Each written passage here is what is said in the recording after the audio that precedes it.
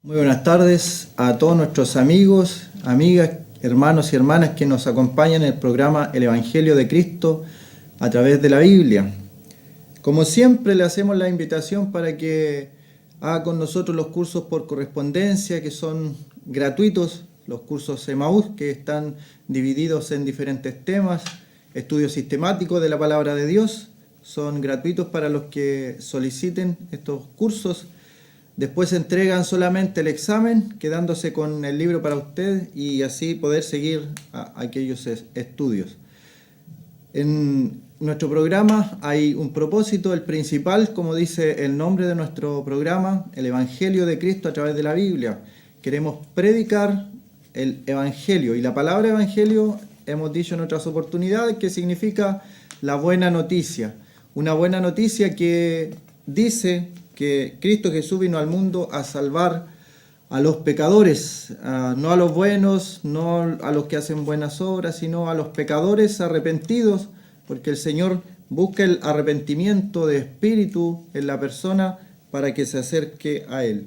Hemos ido analizando en estos programas algunos versos que nos muestran algunas cosas y enseñanzas de la Escritura. Y hemos invitado a cada persona que nos acompañe también a leer con nosotros estos textos. Y en el día de hoy me gustaría leer unos textos en Romanos, el capítulo 5.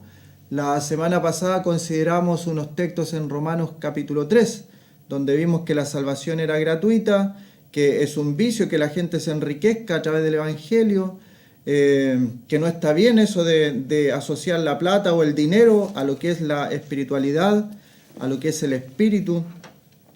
Y en el día de hoy vamos a ver algo respecto a lo que es el pecado y cómo el pecado se introdujo en el mundo. Romanos capítulo 5 nos habla de una persona que fue muy real, llamada Adán.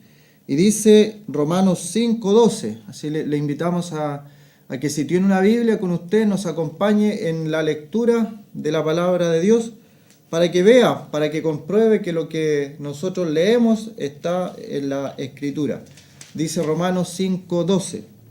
Por tanto, como el pecado entró en el mundo por un hombre, y por el pecado la muerte, así la muerte pasó a todos los hombres por cuanto todos pecaron. Vamos a leerlo nuevamente, ese texto, Romanos 5, capítulo 5 y el verso 12. Por tanto, como el pecado entró en el mundo por un hombre y por el pecado la muerte, así la muerte pasó a todos los hombres por cuantos todos pecaron. Ahí menciona la palabra pecado. ¿Qué es pecado? En el día de hoy mucha gente ya no habla del pecado, no se menciona en muchas partes, en muchas congregaciones no se le dice pecado a lo que la Biblia dice que es pecado. Se le llama la persona cometió un error, la persona cometió una equivocación, pero si nos centramos en la Biblia y hablamos un lenguaje cristiano, porque la carta de Pedro dice, si alguno habla, hable conforme a la palabra de Dios. Si alguno ministra, ministre conforme al poder del Espíritu Santo.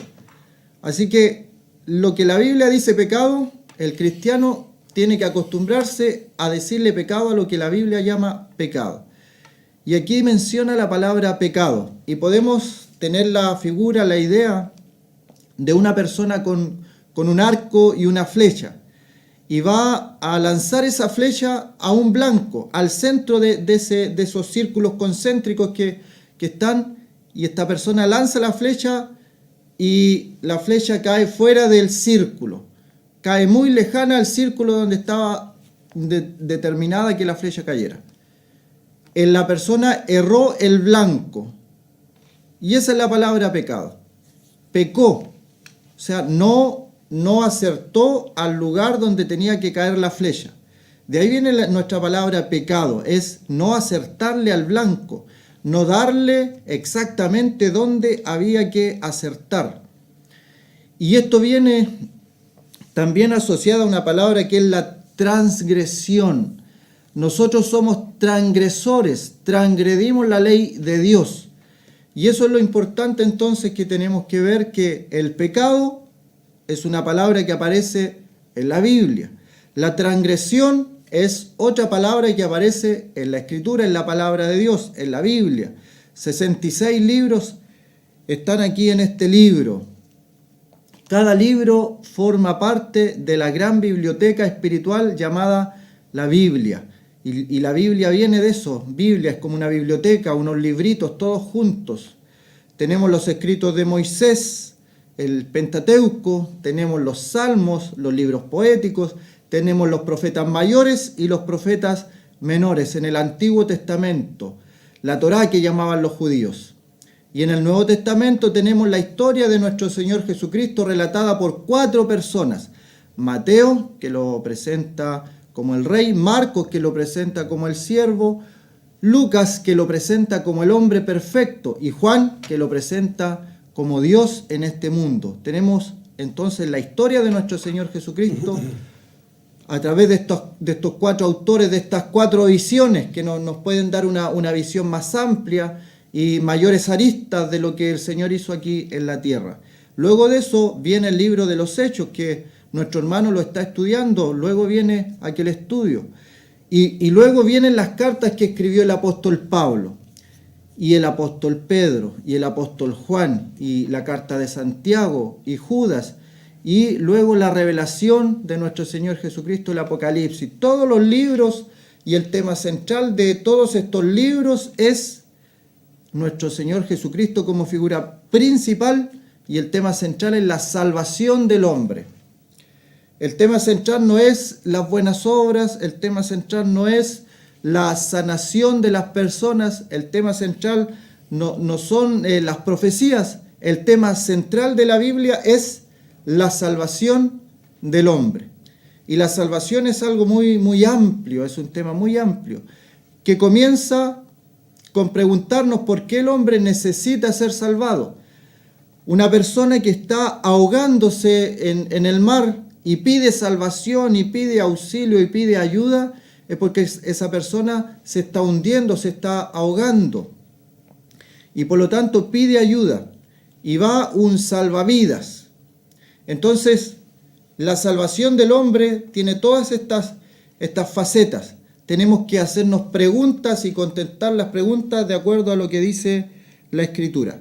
Si el hombre necesita salvación, tenemos que preguntarnos, ¿por qué el hombre necesita salvación? ¿Quién puede salvar al hombre? ¿Por qué el hombre cayó en esta desgracia, en esta perdición? ¿Por qué el hombre está destituido de la gloria de Dios? ¿Qué características tiene que tener el Salvador del hombre, de la raza humana?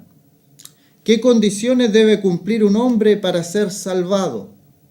Y si lo asociamos con el ejemplo que he dado de un hombre ahogándose en el mar, ese hombre está pidiendo auxilio, nadie le obliga a pedir auxilio, nadie le está diciendo para que venga un salvavidas a rescatarte. Primero tienes que hacer esto otro y seguir estas reglas, y luego, si cumples todas esas reglas, va a venir un salvavidas a rescatarte, a salvar tu vida, y no te vas a morir ahogado. Es ilógico eso, ¿cierto? ¿Y por qué algunas personas piensan que con la salvación del alma no es lo mismo?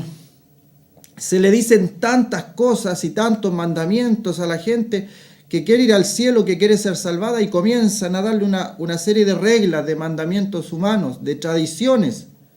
Pero ¿qué dice la Biblia? Entonces vamos a ir a lo primero. ¿Por qué el hombre necesita ser salvado? ¿Por qué el hombre cayó en esta desgracia? Y la desgracia viene de el hombre no tiene gracia. La gracia de Dios fue en un momento quitada porque el hombre pecó. El hombre cayó de la gracia de Dios. Con la persona de Adán. Y eso solamente fue recuperado en la persona de Jesucristo, cual hombre en este mundo. Tenemos entonces a dos hombres. Hemos dicho y hemos repetido que el Señor Jesucristo es Dios sobre todas las cosas, eso está sin discusión alguna. Jesucristo, nuestro Señor, es Dios hecho hombre. Pero todo lo que Él hizo, lo hizo sin sin atribuirse de alguna forma todos esos atributos que tenía, todo ese poder de la deidad. Él cuando, por ejemplo, venció a Satanás el diablo en el desierto, en la tentación, en ningún momento utilizó su poder divino. Utilizó armas que nosotros también podemos utilizar. Utilizó la palabra de Dios para vencer a Satanás en el desierto. Y así como Él pasó esa prueba de la tentación, hubo un hombre anteriormente que tampoco tenía pecado en el principio, en el comienzo, que se llamaba Adán. Y dice, versículo 12, Romanos 5, 12, por tanto, como el pecado entró en el mundo. Hemos visto la palabra pecado, errar el blanco. Dios le dice al hombre, haz esto, haz aquello, y el hombre erró el blanco. Dios le dijo, tienes muchos árboles en el huerto, de todos los árboles del huerto podrás comer. Solamente le prohibió que comiera de un árbol. Un árbol estaba prohibido para el hombre. Había una prohibición con una sentencia. La prohibición era que no comiera del árbol. Y la sentencia era que el día que comiera de aquel fruto del árbol, ese hombre iba a morir. Y aparece la figura de Satanás, que Satanás ya había caído. Lo leemos en Isaías, en pasajes de Ezequiel, que este querubín había caído, había formado una rebelión contra Dios y había sido desechado por Dios y ahora era el enemigo de Dios. Y ahora también en este tiempo es el enemigo de las almas. Es, como dice Apocalipsis, el acusador de nuestros hermanos. Ese es el enemigo de Dios, Satanás. Satanás introduce el pecado en el mundo. O sea que el pecado ya existía. El no hacer la voluntad de Dios, el desobedecer la voluntad de Dios, ya había acontecido por parte de Satanás. Pero en el mundo tan hermoso que Dios había creado, donde dice Él que vio todo lo que había hecho y era bueno en gran manera. Todo era hermoso, todo era bueno en gran manera. Dios miró, Dios observó este mundo y todo lo que Él había creado. Adán, Eva, los animales, toda la creación, lo visible, lo invisible, lo microscópico que nosotros solamente podemos observar a través de microscopios muy potentes, fue creado por Dios. Y todas las estrellas, las galaxias, las constelaciones, las Pléyades, el Orión, todo fue creado por Él. Y cuando Él mira todo lo que fue creado, dice que todo era bueno en gran manera. El pecado no estaba ahí, no había pecado. Se introdujo, entró el pecado en el mundo. ¿Y cómo dice aquí que entró? Entró en el mundo por un hombre. Satanás tiene que haber visto todas las formas de estropear el plan de Dios, de anular el plan de Dios, de toda esta creación tan bella, tan hermosa, arruinarla de alguna forma. Y él trata de introducir de esta forma el pecado. ¿Y cuál es el medio que él utiliza? ¿Cuál es la forma? La desobediencia es la duda. La duda. Hacer dudar al hombre, a la mujer, de la palabra de Dios. Cuando Satanás se acerca al hombre, cuando Satanás se acerca a la mujer, en la misma sentencia que tenemos en el día de hoy. La serpiente era astuta más que todos los animales del campo que Jehová Dios había hecho, la cual dijo a la mujer, con que Dios os ha dicho, no comáis de todo árbol del huerto. Entró la duda en la mujer. Entró la duda. ¿Dios está diciéndote algo, una palabra? ¿Será realmente de esta forma? ¿Será realmente así? ¿O Dios está escondiendo algo? ¿O Dios no quiere tu beneficio? Entró la duda. Con que Dios os ha dicho no comáis de todo árbol del huerto. Eso no le había dicho Dios. Y la serpiente, Satanás, la serpiente antigua, lo sabía. Y hace que la mujer comience un diálogo con él. Y es el mismo modo operandi de hoy día, de Satanás. En la misma forma que él opera en el día de hoy. A la gente, hacerle dudar de lo que Dios ha dicho en su palabra. Dios dice, el que cree en mí, aunque esté muerto, vivirá. El que cree en el Hijo tiene vida eterna, pero el que rehúsa creer en el Hijo no verá la vida, sino que la ira de Dios está sobre él. Es palabra de Dios. Y Satanás dice, ¿será tan fácil? ¿Será solamente por creer? ¿Será solamente por la fe? ¿Con que Dios os ha dicho que tú vas a ser salvo solamente por creer? Comienza el diálogo, a dudar, a dudar. Y la evidencia de que el hombre ha respondido a este diálogo con Satanás, la evidencia es la multitud de religiones que tenemos en el mundo. Multitud de religiones. Algunos países como la India tienen más de 3.000 dioses, ídolos, estatuas de talla. Cada animal que existe ha sido elevado a la condición de un dios. Esas culturas y religiones creen también en la reencarnación. Obviamente el cristianismo y la Biblia no tienen nada que ver con eso. En Hebreos dice, Hebreos capítulo 9, que está establecido para los hombres que mueran una sola vez y después de esto el juicio. Nada que ver la reencarnación. Pero estas culturas, 3.000 dioses, 3.000 estatuas, templos a los ídolos, incluso hasta los ratones tienen un templo en esos países idolátricos. Porque se ha entrado en un trato, en un diálogo con Satanás, el engañador de las almas. Así, Satanás no ha cambiado su forma de tentar, de hacer que el hombre dude de lo que Dios ha dicho. ¿Cómo puedo ser salvo?, dijo un hombre a punto de morir, le pregunta a Pablo. Él le dice, cree en el Señor Jesucristo y serás salvo tú y tu casa. Cree en el Señor Jesucristo y serás salvo.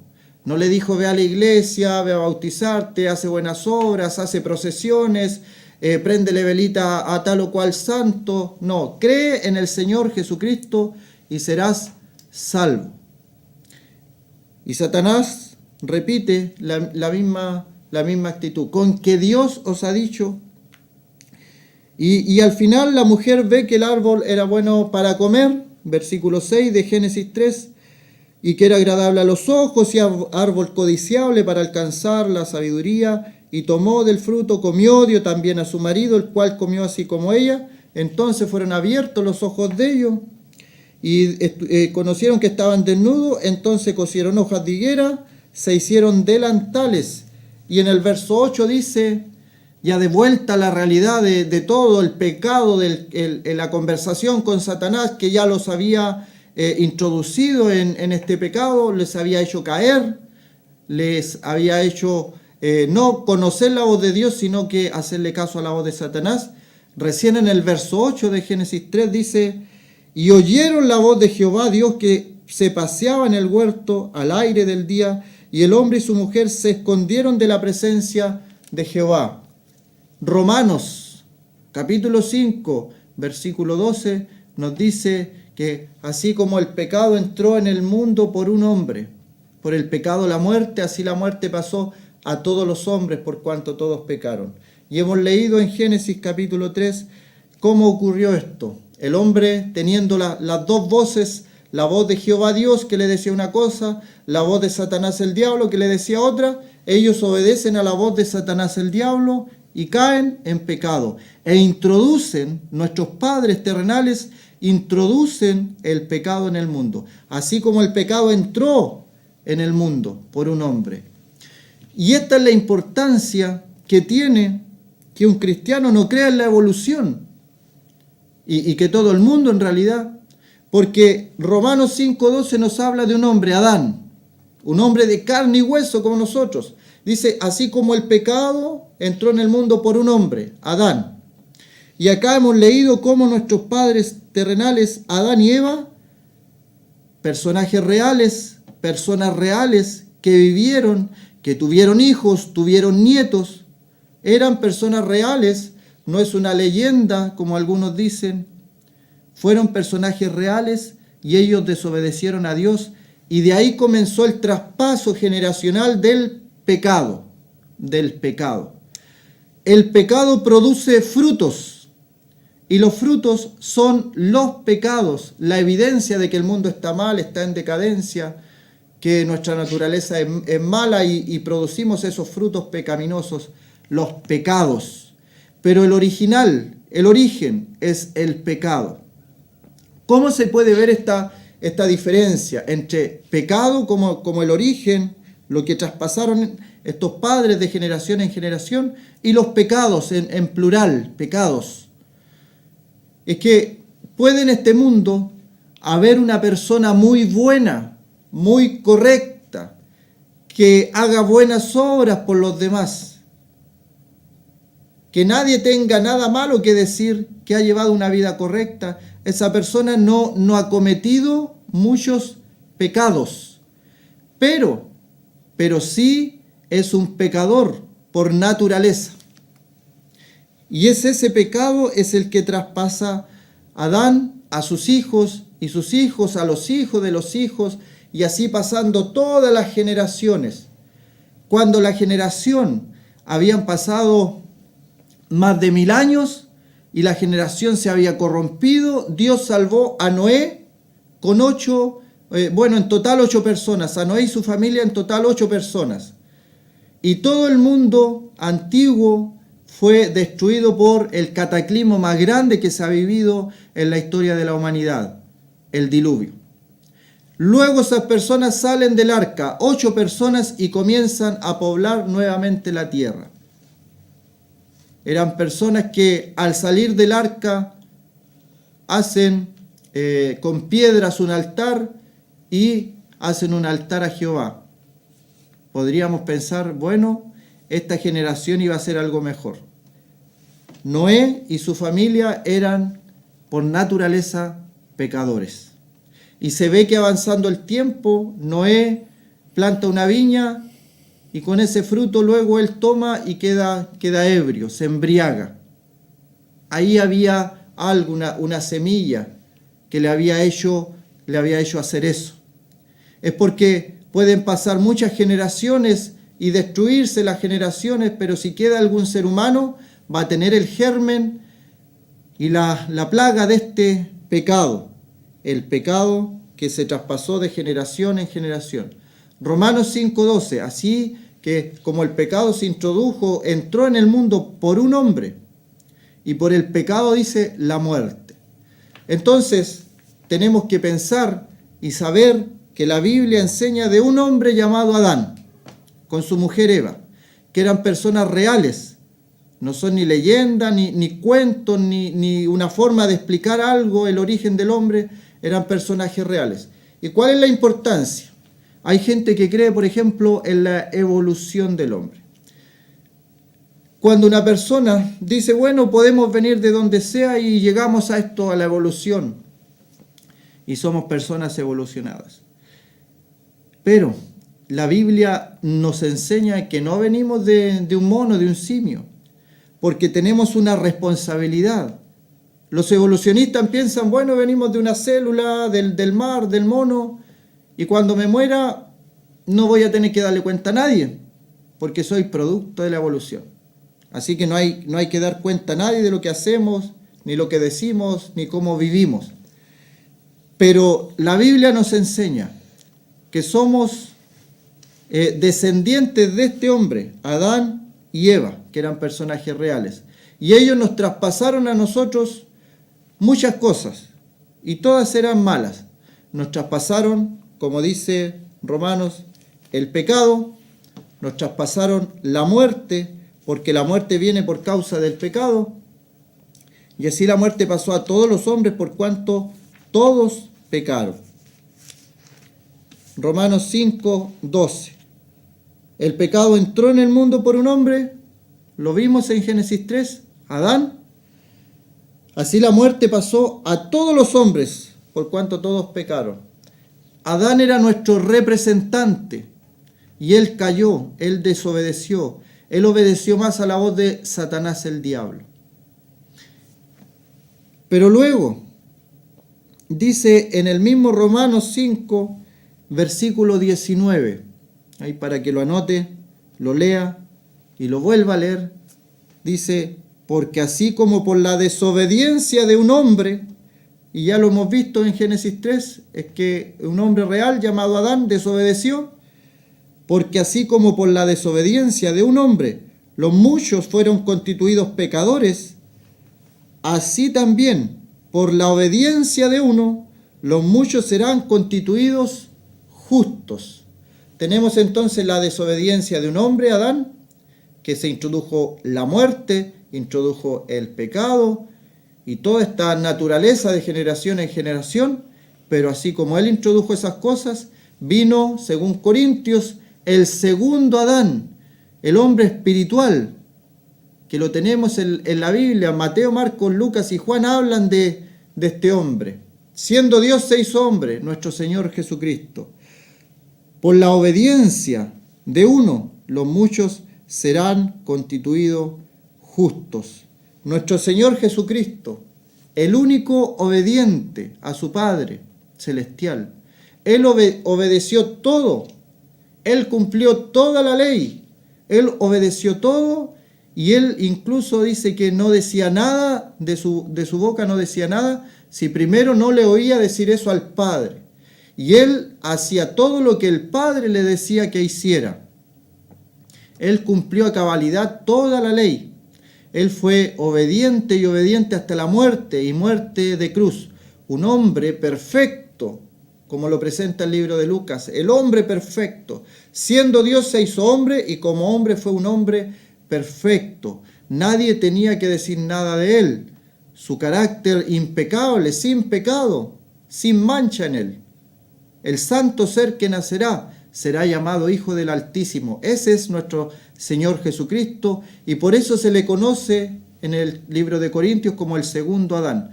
Todo lo que Adán hizo en contra de la humanidad, de nosotros, introdujo la muerte, el pecado y todo lo demás, el Señor Jesucristo vino para deshacer las obras de Satanás el diablo.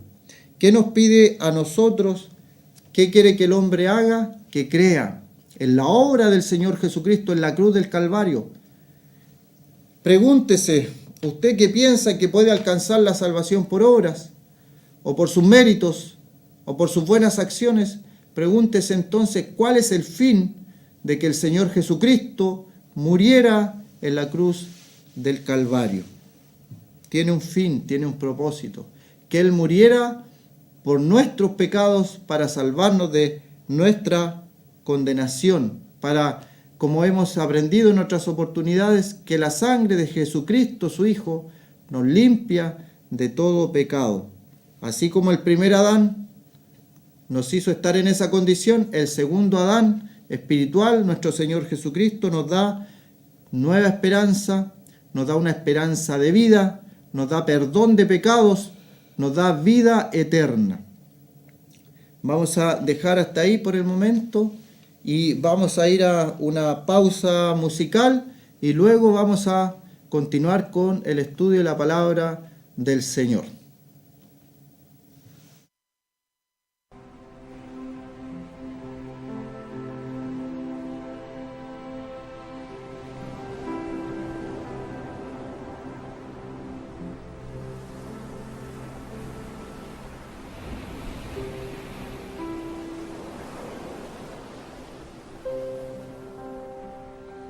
He leadeth me, oh blessed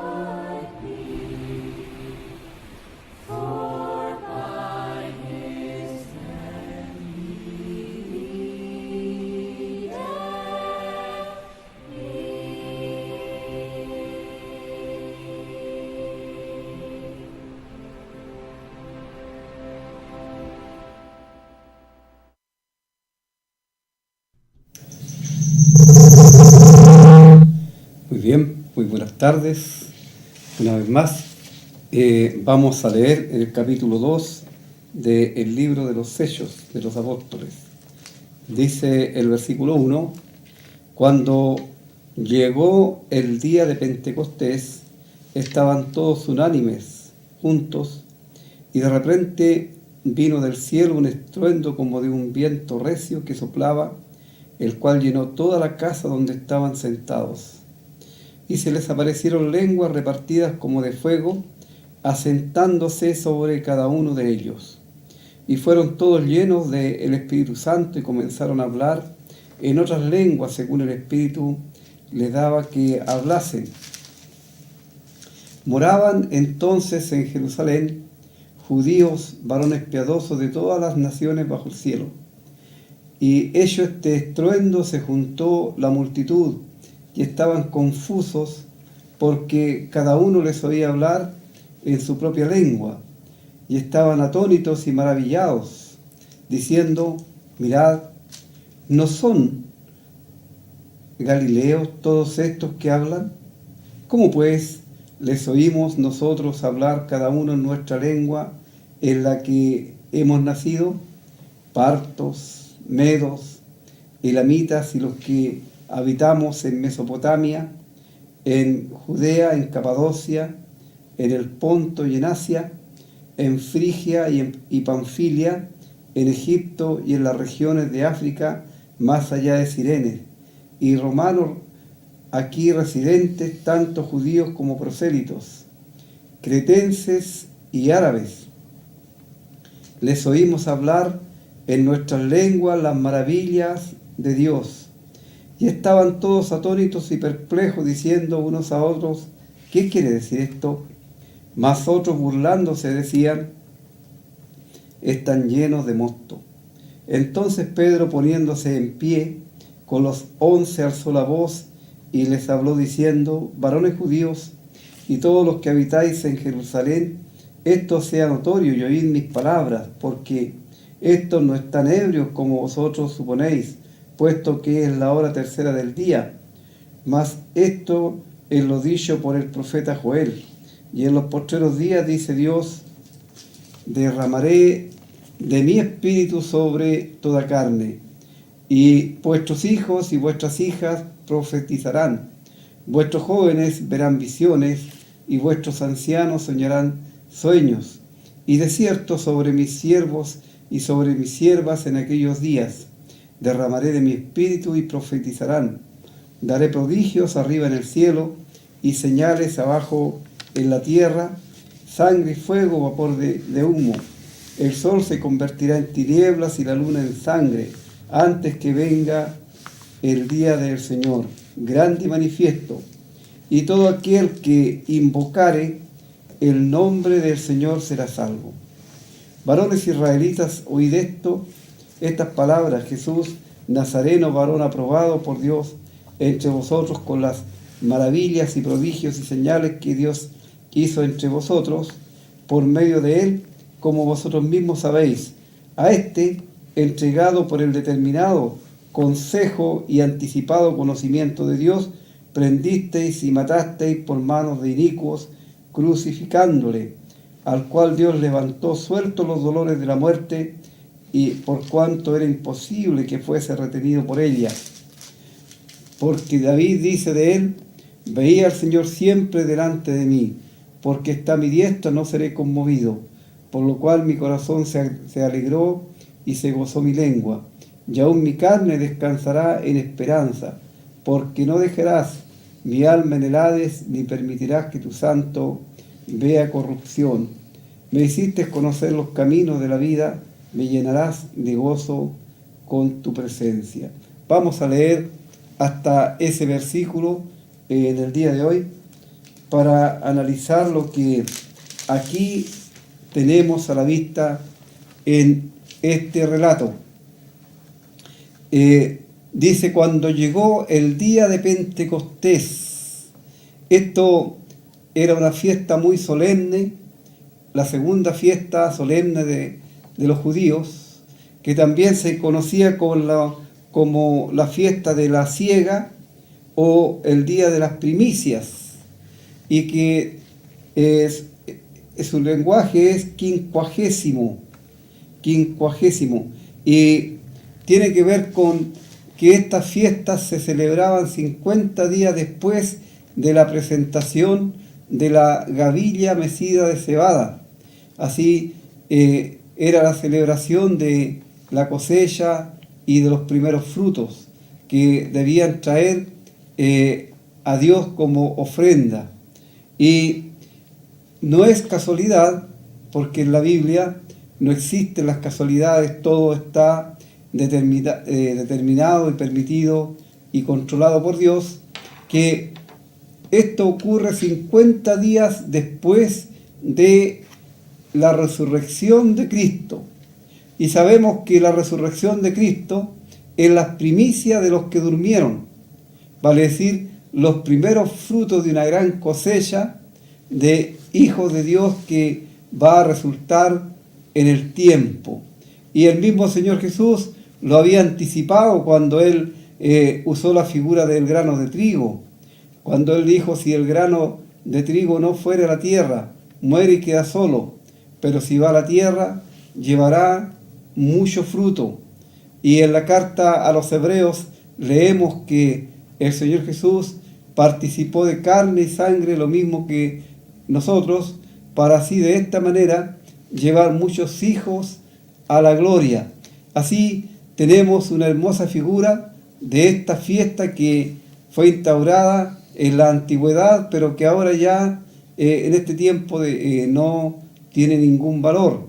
Y es la fiesta de el día de Pentecostés. Y esto es lo que se conoce en la antigüedad como Pentecostés, o 50 días después, o quincuagésimo, que es el lenguaje. Y bueno, ellos, los creyentes aquí, los discípulos, y hay más o menos unas 120 personas en número reunidas en el aposento alto allí, de acuerdo a la orden del Señor Jesús cuando Él se fue al cielo, y Él les dijo, quédense en Jerusalén hasta que reciban la promesa del Padre. Y esta promesa del Padre, como hemos visto anteriormente, tenía que ver con la venida del Espíritu Santo. Además, incluso el Señor les pidió que se quedaran los discípulos allí, porque ellos iban a recibir el poder de Dios cuando el Espíritu Santo descendiera. Y después de esto ellos podrían, con poder de lo alto, salir a cumplir la función, la misión que el Señor Jesús les había entregado, que era anunciar el Evangelio a todas las personas que habitan en el mundo, empezando desde Jerusalén, y enseñándole todas las cosas que Él os ha dejado escritas para que los suyos obedezcan y cumplan los mandamientos y preceptos de parte de Dios. Y estas personas que están aquí, como antes vimos en el relato anterior, hay tanto varones como mujeres, y de todas las clases sociales, aquellos que habían sido seguidores del Señor Jesús. Y estos son testigos de la venida del Espíritu Santo a quedarse a la tierra. Y dice el versículo 2, y de repente vino del cielo un estruendo como de un viento recio que soplaba, el cual llenó toda la casa donde estaban sentados. Y se les aparecieron lenguas repartidas como, este es muy importante, como de fuego. No eran lenguas de fuego, sino como de fuego, asentándose sobre cada uno de ellos, y fueron todos llenos del Espíritu Santo. Y comenzaron a hablar en otras lenguas según el Espíritu les daba que hablase. Este viento, ya había sido utilizada la figura del viento por el mismo Señor Jesús al hablar acerca de el nuevo nacimiento. Y al hablar acerca del nuevo nacimiento que lo produce el Espíritu Santo. Y ciertamente el viento es invisible, nosotros no podemos ver el viento, pero podemos ver que sí pasó el viento por allí al contemplar los efectos o las consecuencias de lo que ha ocurrido allí. Vemos en países como en Estados Unidos o del Caribe como los vientos derriban casas y dejan grandes calamidades. Aquí nosotros mismos, cuando hay grandes temporales, el viento también saca los techos de las casas, en fin, causa daños. Y nosotros sabemos que el viento fue el que lo causó. Lo sentimos, pero no lo vemos. Pero vemos sí sus efectos. Y aquí nuevamente está la figura de este gran viento recio que escuchan los creyentes, todos los escuchan y todos son llenos del Espíritu Santo. Y qué maravilloso es pensar que personas que antes habían estado destituidos de la gloria de Dios, que antes eran pecadores perdidos, que antes sus corazones estaban manchados, sucios por el pecado, sin embargo, habiéndose encontrado con el Señor Jesús, habiendo tenido un encuentro con el Señor Jesús, ellos fueron limpios de todo pecado. Recién mi hermano hablaba de que la sangre de Cristo nos limpia de todo pecado. Esto lo leemos en la palabra de Dios, y cuando leemos de la sangre de Cristo, para nada se está refiriendo tanto del líquido rojo que corre por nuestras venas, por nuestro cuerpo, sino más bien de la vida de Cristo entregada, como prueba de que Él había muerto, porque en la palabra de Dios tenemos establecido que la vida de los seres humanos y de las bestias, de los animales, está en la sangre, y cuando la sangre se derrama, la vida se termina. Así, estos habían sido limpiados, habían sido lavados por la sangre de Cristo, ya no estaban manchados ni por el pecado, ni pertenecían tampoco a este mundo. Entonces, en esas condiciones, el Espíritu Santo pudo venir a morar en ellos, porque el Espíritu Santo, el mundo, un inconverso, no le puede recibir. Lamentablemente hoy día hay tanta confusión acerca del Espíritu Santo que la gente ni sabe ni entiende quién es y cuál es la obra que Él hace. En primer lugar, el Espíritu Santo es Dios, y Él no mora en un corazón que esté sucio por el pecado, que pertenezca a la corriente de este mundo, sino primero debe ser limpio y luego Él viene a morar. Y aquí no hay acepción de personas, ni de índole social, ni de raza, ni de sexo, sino todos los creyentes en Cristo participan y son llenos de el Espíritu Santo. Y el milagro que aquí ocurre, aparte de que son llenos del Espíritu Santo, es que ellos comienzan a hablar en otros idiomas, en idiomas que ellos jamás habían estudiado ni aprendido. Eran gente del vulgo, gente del pueblo, gente que no tenía una preparación académica como para decir que ellos podían hablar en diferentes idiomas. Pero aquí tenemos que por lo menos en 15 idiomas diferentes estas personas se están hablando. Ahora, ¿qué es lo que ellos están hablando? ¿Qué es lo que el Señor Jesús había dicho cuando Él prometió que el Espíritu Santo vendría? Él dijo, Él no hablará de sí mismo, sino me glorificará a mí. Y fíjese que estas personas que están llenas del Espíritu Santo, ellos están hablando no de ellos mismos, ni de las cosas que ellos hacen, sino ellos están hablando las maravillas de Dios.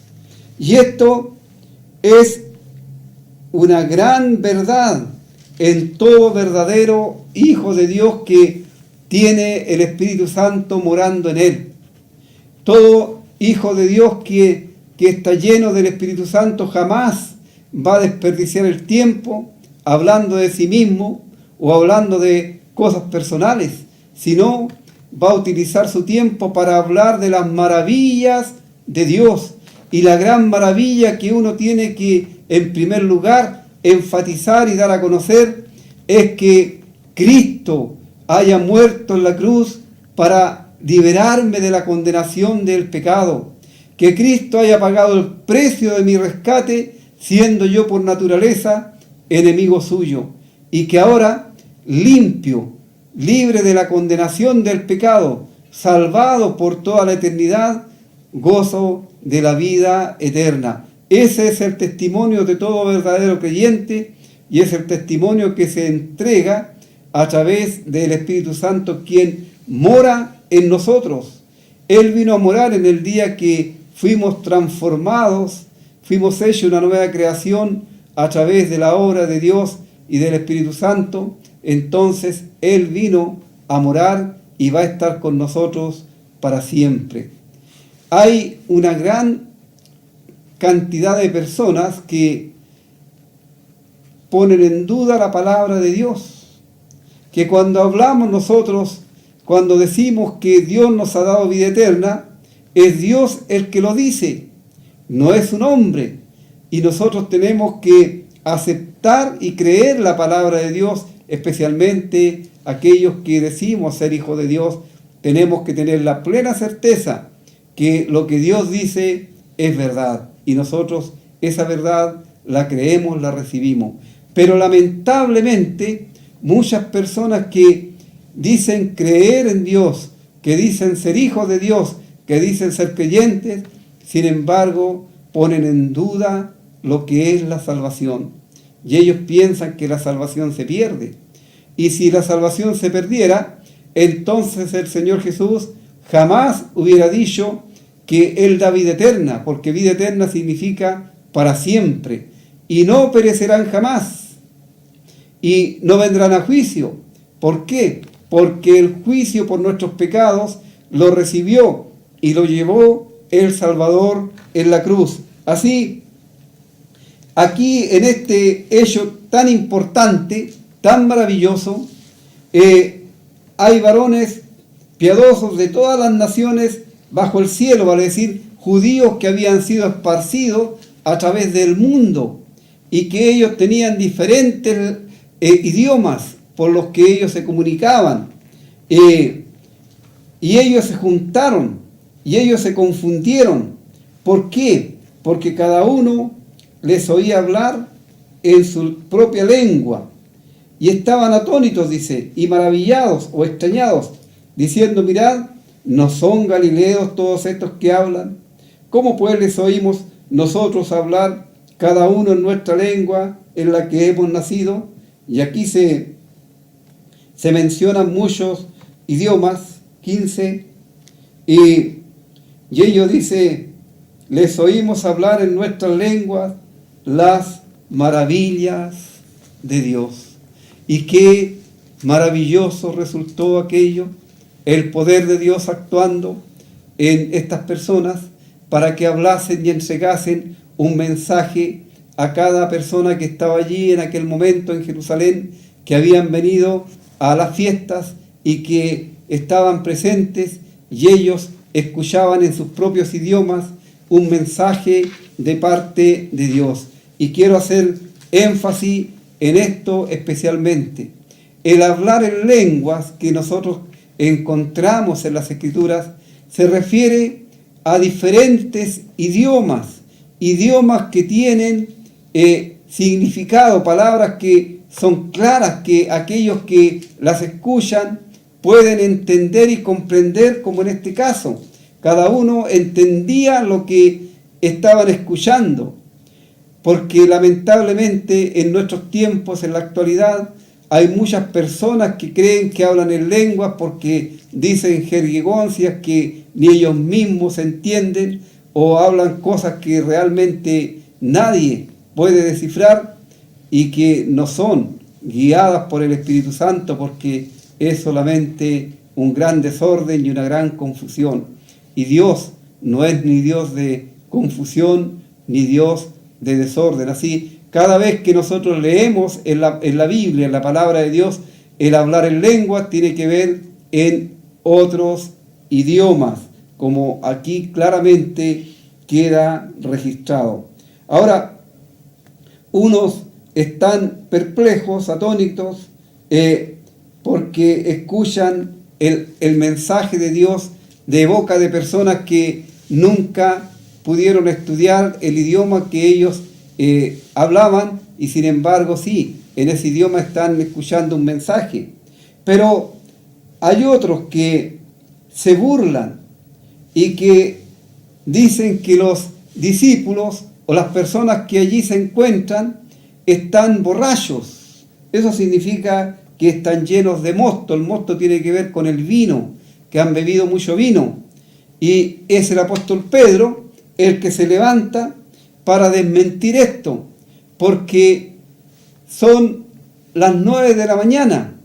Ya a esa hora no era costumbre en ningún lugar en Israel que las personas bebieran, se emborracharan. Lo que leemos en la palabra de Dios, que los que se emborrachan de noche, se emborrachan. Y además de esto, estos siendo creyentes, hijos de Dios, ellos sabían que no debían emborracharse. Y debo hacer un paréntesis también en esto, que hay un muy mal concepto en la gente, porque piensan que Dios prohíbe el beber vino al cristiano, al hijo de Dios. Eso no es cierto. Lo que Dios prohíbe es la borrachera, es el escándalo, son aquellas cosas que llevan descrédito y desprestigio tanto a la persona misma como a el Evangelio. Así, no hay que equivocarse, porque Dios, todas las cosas que ha creado son buenas y son para que el ser humano las disfrute, pero todo tiene su límite, y también los extremos son malos, los extremos son muy dañinos. Así, eso solamente como un paréntesis, porque seguramente en otra oportunidad ya hemos hablado de ello y a lo mejor vamos a volvernos a referir a ello, porque hay algunas cositas que hay que destacar en cuanto a eso. Pero Pedro aquí está diciendo que no es que estén llenos de mosto. Dice: varones judíos y todos los que habitáis en Jerusalén, esto sea notorio y oíd mis palabras, porque estos no están ebrios, como vosotros suponéis, puesto que es la hora tercera del día, vale decir las 9 de la mañana. Mas esto es lo dicho por el profeta Joel. Y aquí Pedro le está haciendo entender y recordando una profecía que estaba escrito desde muchísimos años antes por el profeta Joel, que en los postreros días, había dicho Dios, iba a derramar su espíritu sobre toda carne. Ahora, en esta oportunidad en la que estamos considerando, el Espíritu Santo no vino sobre toda carne, vino sobre los que estaban allí congregados. Pero esto se va a cumplir en un futuro. Aún en el día de hoy, en los tiempos en que nosotros vivimos, el Espíritu Santo tampoco mora en todas las personas, porque Él mora solamente en los creyentes. Pero va a venir el momento cuando el Señor Jesús venga y cuando ya esté todo solucionado y arreglado el problema del pecado, que es quien nos separa de Dios, en que sí, todos aquellos que estemos en la presencia de Dios vamos a disfrutar de esto. Pero de momento el Espíritu Santo solamente mora, solamente habita, solamente lo reciben aquellos que han recibido a Cristo como su Salvador personal. Y lo reciben una vez y para siempre. No es que el Espíritu Santo va a venir por un momento y luego nos va a dejar, no. Eso no es así. No es lo mismo como lo que ocurría en la antigüedad, cuando el Espíritu Santo venía a cumplir algunas funciones en las personas y luego se iba. Por eso David puede decir: no quites de mí tu Santo Espíritu. Pero ahora no, en el creyente no, porque en el creyente en Cristo el Espíritu Santo mora y se queda para siempre. Él vive en nosotros.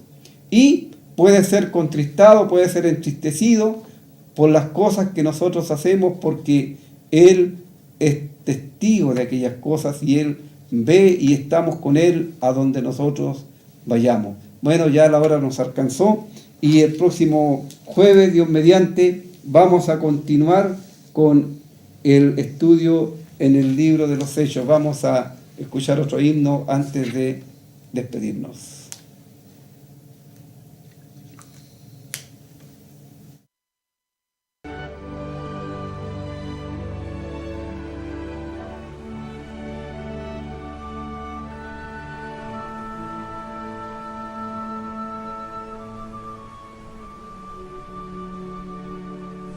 When peace like a river attendeth my way, when sorrows like sea billows roll,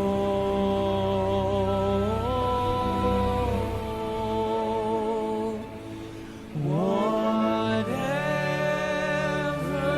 my lot, thou hast taught me to say, it is well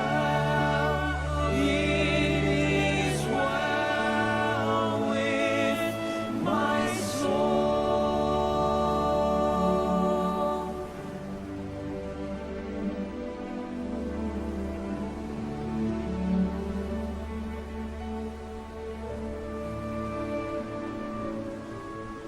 My sin, oh, the joy of this glorious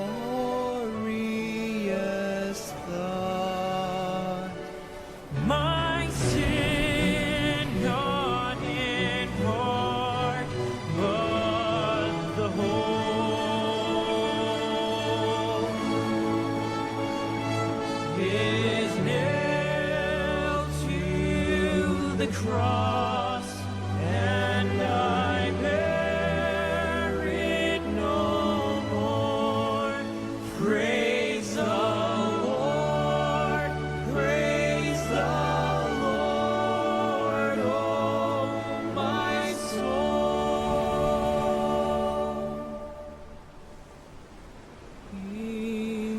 Is well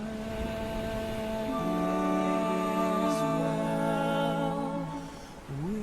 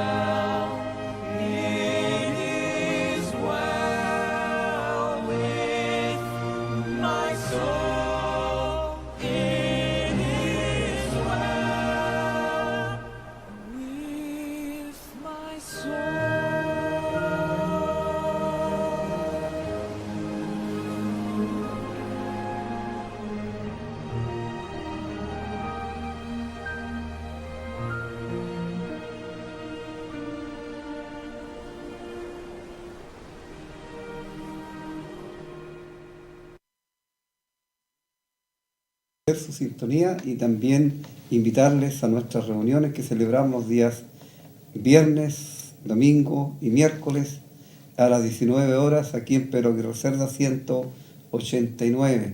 Usted será muy bienvenido.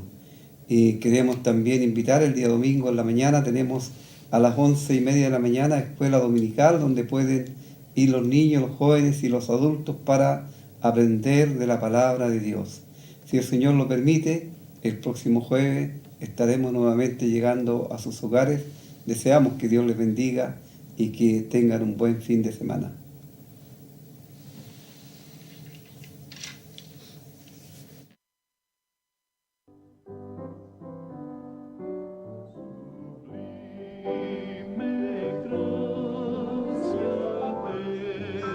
Y el hermano Augusto no dice nada.